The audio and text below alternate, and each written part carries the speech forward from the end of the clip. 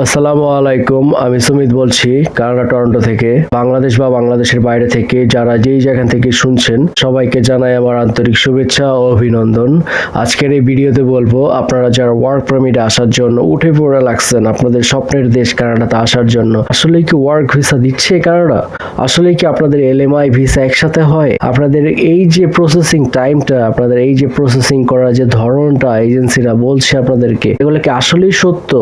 এই সমস্ত বিষয় নিয়ে আজকের এই ভিডিওতে কথা বলবো আমি। এবং আপনাদেরকে একটা কথা বলে রাখি যে আপনারা আমার দর্শক, আপনারা আমার চ্যানেল সাবস্ক্রাইব করেন বা আমার ভিডিও লাইক করেন বা আপনাদের কমেন্টস করেন, এগুলো সম্পূর্ণ আপনাদের ব্যাপার। আমি আর কোনো ভিডিওতে বলবো না যে আমার চ্যানেল সাবস্ক্রাইব করেন, আমার ভিডিও লাইক করেন, আমার ভিডিওতে যে ওয়াচ টাইম আসে এগুলো সম্পূর্ণই আমি দেখি, সবকিছুই আমি ঘেটে ঘেটে দেখি যে আমার যে ভিডিওর যে ওয়াচ টাইম গুলো আসে, আমার যে ভিডিওর যে ভিউজ গুলো আসে, তার মধ্যে অর্ধেকই আমার যারা আনসাবস্ক্রাইবার তারা, এবং অর্ধেক যারা আমার ভাইরা সাবস্ক্রাইব করেছেন তারা। সো দেখেন, আমার সাবস্ক্রাইবার বাড়ুক এটা আমি অবশ্যই চাইবো, ঠিক না? যেমন আপনার কানাডার জন্য ভিসা হোক, আপনার ওয়ার্ক পারমিট আসুক, আপনার এলএমআই এটা আসুক, এগুলো তো আপনি চান, ঠিক না? সো যাই হোক, আমার ব্যক্তিগত কথা নিয়ে আমি কথা বলতে চাই না, আমি এতটুকু স্বার্থপর না। সো দেখেন আমার ভাই ও বোনেরা, আমার দর্শকেরা, আপনারা বাংলাদেশ থেকে শুনছেন, বাংলাদেশের বাইরে থেকে শুনছেন, আপনারা যেই যেখান থেকেই শুনছেন, আপনাদেরকে আমি বলতে চাই আপনারা হয়তোবা অনেকেই পাসপোর্ট সাবমিশন করে ফেলেছেন, অনেকের বায়োমেট্রিক হয়ে গেছে 3 থেকে 4 মাস, এখনো পর্যন্ত পাসপোর্ট সাবমিশন লেটার আসছে না। অনেকের পাসপোর্ট সাবমিশন লেটার আসার পরেও এখন এজেন্সিরা বলছে যে আমি আপনাদের এই যে ভিসাটা যে লেগে আসবে সিঙ্গাপুর থেকে, তার আগে আমাকে টাকা দিতে হবে। আবার অনেক এজেন্সি বলছেন যে আপনাদের যে এলএমআই এবং আপনাদের যে ভিসা একসাথে আসবে, আপনাদের ওয়ার্ক পারমিট হয়ে গেছে, আপনাদের টাকা পয়সা এখন দিতে হবে, আপনাদের পাসপোর্ট যে সাবমিশন সেটা এজেন্সি করবে। আসলেই কি পাসপোর্ট সাবমিশন এজেন্সি করতে পারে কিনা 2025 সালের এই এপ্রিল মাসে এসে আমি এখন আপনাদেরকে কেন বলছি যে আসলে কি কানাডা ভিসা দিচ্ছে কিনা? সো আমার প্রিয় দর্শকেরা, আপনাদেরকে আমি বলতে চাই যে দেখেন, কানাডা ভিসা দিচ্ছে। এটা ভ্যারি করে যে আপনি কোন প্রভিন্সে আসছেন এবং সেই প্রভিন্সের যেই আনএমপ্লয় রেট সেটা কতটুকু এবং তারা কি ধরনের কর্মী চাচ্ছে। আপনি যদি মেডিকেল সেকশনে হন, মেডিকেল সেক্টরে হন, আপনি যদি এখানে আসতে চান, ইউ ওয়েলকাম মাই ফ্রেন্ড, কিন্তু for only 1 year work permit.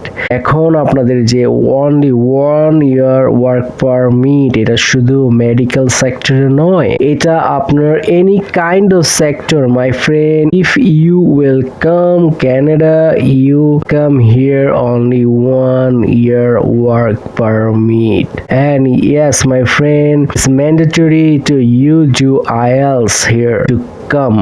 So আমি আপনাদেরকে বলতে চাইবো এতটুকুই যে এখন আপনাদের 5 মার্কের নিচে যদি আপনারাও আনেন, যেমন 4.5 আছে, 4 আছে, 5 আছে, 6 আছে, এটা আপনাদের হয়তোবা আপনাদের ওয়ার্ক পারমিট হয়ে যাবে। কিন্তু একটা কথা মনে রাখেন যে আপনাদের যে এই আইএলটিএস স্কোরটা, এটা কিন্তু এখানে যে ক্যানাডিয়ান ইকুইভ্যালেন্সি আছে এটার সাথে কিন্তু ম্যাচ করাতে হবে। হ্যাঁ, আপনি যদি এখানে 1 year experience, 2 year experience, 3 year এক্সপিরিয়েন্সের এই কোনো সেকশনে, সেক্টরে, যে কোনো প্রফেশনে আপনাদের যদি কোনো সার্টিফিকেট থাকে, সেটা দিয়ে যদি আপনি এখানে আসতে চান, আপনার 2025 সালে এসে একই রকম ভাবে যারা আগে অ্যাপ্লাই করেছেন আপনাদের ওয়ার্ক পারমিটের জন্য, তাদের যে ডকুমেন্টেশন গুলা ছিল, তাদের যে সার্টিফিকেট গুলা ছিল, সমস্ত কিছু সেমই আছে, সব কিছু সেম আছে। কিন্তু এখন আপনাদেরকে বুঝতে হবে যে আপনি যদি জব ব্যাংকে যান, আপনি যদি ইনডিডে যান, আপনি যদি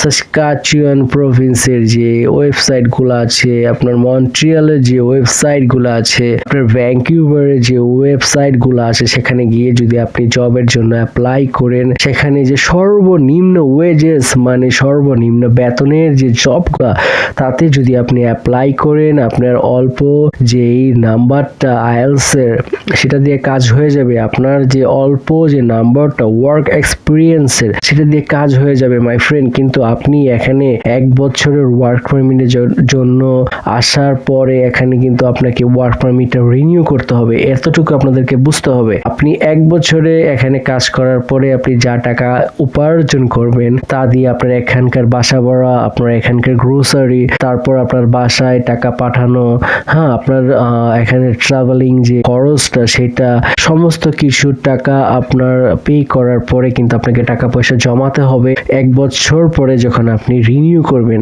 বাংলাদেশের সবাই কিন্তু রাজা বাদশাহ নবাব নন যে আপনাদের ব্যাংকে অনেক গাড়ি টাকা আছে যেটা এনে আপনারা এখানে আবার ওয়ার্ক পারমিট রিনিউ করবেন। মাই ফ্রেন্ড, এখানে কানাডাতে আপনি সত্যি কথাটা আমি বলবো, অন্য কেউ বলবে না, যখন আপনি ওয়ার্ক পারমিট রিনিউ করতে যাবেন, আপনি সাদার কাছে যান, কালার কাছে যান, ব্রাউন রঙের কাছে যান, আপনি যেই রঙের মানুষের কাছেই যাবেন, তারা আপনার কাছ থেকে প্রথমে যেই জিনিসটা খুঁজবে তারই নাম টাকা মাই ফ্রেন্ড।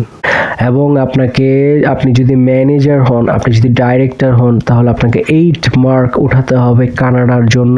এমন আপনার পক্ষে চাঁদে যাওয়া অসম্ভব, এখানে আপনাকে 8 মার্কস উঠানো অসম্ভব মাই ফ্রেন্ড। আমি বলে দিলাম আপনাকে, আপনার এখানে আইএলটিএস দিতে আসবেন, আপনি কোথায় কমা দিচ্ছেন, কোথায় ফুল স্টপ দিচ্ছেন, কোথায় আপনার গ্রামাটিক্যাল প্রবলেম হয়েছে, কোথায় আপনার স্পেলিং মিস্টেক হয়েছে, আপনি কি এসেতে যা লিখছেন, অ্যাপ্লিকেশনে যা লিখছেন, আপনি কি এসেতে যা লিখছেন, আপনি কি সেম ওই কথাগুলো স্পিকিং এ বলছেন, সমস্ত কিছু মাই ফ্রেন্ড একদম।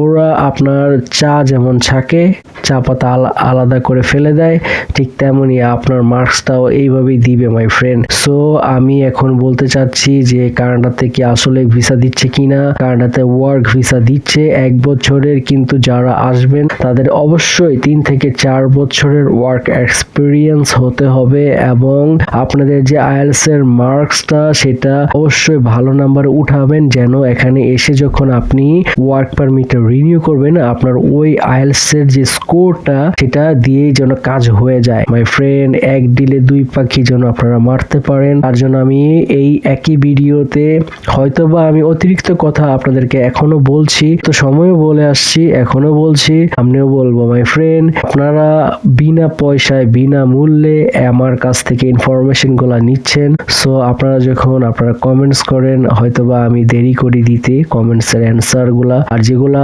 আমি মনে করি যে এগুলো অ্যান্সার দেওয়ার পরেও আপনারা বিশ্বাস করবেন না, বিকজ আপনারা বাংলাদেশ থেকে মানুষের যে মনোভাব আপনাদের সেটাই আপনারা মনের মধ্যে পোষণ করেন। আমার কথাগুলো শোনার পরে হয়তো আপনারা বিশ্বাস করবেন না, তাই আমি আপনাদেরকে ওয়েবসাইটও দিয়ে দিই যে canada.ca তে যাবেন, সেখানে গিয়ে চেক করবেন। এক ভাই আমাকে কমেন্টস করছেন, আমি নাম বলবো না, আমি কারো কাছে ছোট করব না, আমার ভাই দেখেন, আপনি বলছেন যে এজেন্সি আপনাকে বলছে আপনি ফেসবুকের মাধ্যমে একজনের কাছে গেছেন, এবং যাওয়ার পরে আপনাকে এজেন্সি ফেসবুকের মাধ্যমে আপনি জোগাড় করছেন, যাই করছেন এনিহাও, সেই এজেন্সি আপনাকে বলছে যে আপনার এলএমআই এটা, আপনার যে ভিসাটা সেটা তারা একসাথে জোগাড় করে দিবে, বা যাই হোক।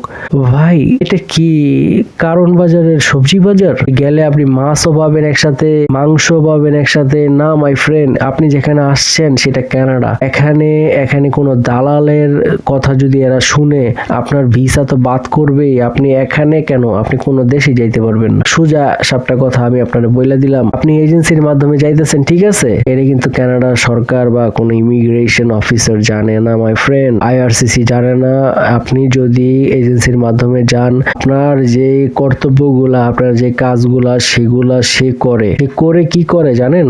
আমি এটা নিয়ে কালকে ভিডিও দিব, আজকে আমি বলবো না এগুলো, আমি এক ভিডিওতে সব কথা বলবো না। আপনারা এতটুকু শুধু জানা রাখেন, তাদের সমস্ত পেপারস দেওয়ার পরে যা হয়, এজেন্সিরা কি করে, সমস্ত বিষয় নিয়ে আমি আগামীকাল ভিডিও দিব। আজকের এই ভিডিওতে শুধু এতটুকুই বললাম যে কানাডা থেকে ভিসা হচ্ছে কিনা, যে মানুষের কথা আপনারা শুনবেন না, কানাডাতে ভিসা হচ্ছে যাদের 2 থেকে 3 বছরের উপর এক্সপিরিয়েন্স, যাদের আইএলটিএস স্কোরটা ভালো, যাদের ইসিএ তে আপনার ভালো মার্ক আছে কানাডার সাথে মিলে ভালো, যেমন কলেজ ডিগ্রি হতে পারে বা সেকেন্ডারি হতে পারে, তাদের জন্য কানাডার দুয়ার খোলা। তারা আপনারা যে কোনো ওয়েবসাইটে গিয়ে জব ব্যাংকে বা ইন্ডিডে বা কোনো ভালো যেটা বাংলাদেশের সরকার অনুমোদিত এজেন্সি গুলা আছে, যদি ওগুলোর মাধ্যমে আসতে পারেন তাহলে আপনি আসতে পারবেন। কানাডাতে আসলে এখন আপনাদের সর্বোচ্চ খরচ হবে 6 থেকে 7 লাখ টাকা, সব মিলে একদম টিকিট মিলে। কারণ ভাই আপনার এগুলা নিয়ে আমি এখন কথা বলবো না, এগুলা নিয়ে আগামীকাল কথা বলবো। আমি আজকের এই ভিডিওতে শুধু এতটুকু বললাম, কানাডাতে ভিসা হয়। তো সবাই ভালো থাকেন, সুস্থ থাকেন। আমার ভিডিওটা দেখার জন্য ধন্যবাদ। দেখা হবে পরের ভিডিওতে। আমাকে যদি কেউ থ্যাঙ্কস অপশনে গিফট করতে চান বা আমার চ্যানেলে জয়েন হতে চান তাহলে হতে পারেন। Thank you, thanks for watching my video. টাটা, বাই বাই।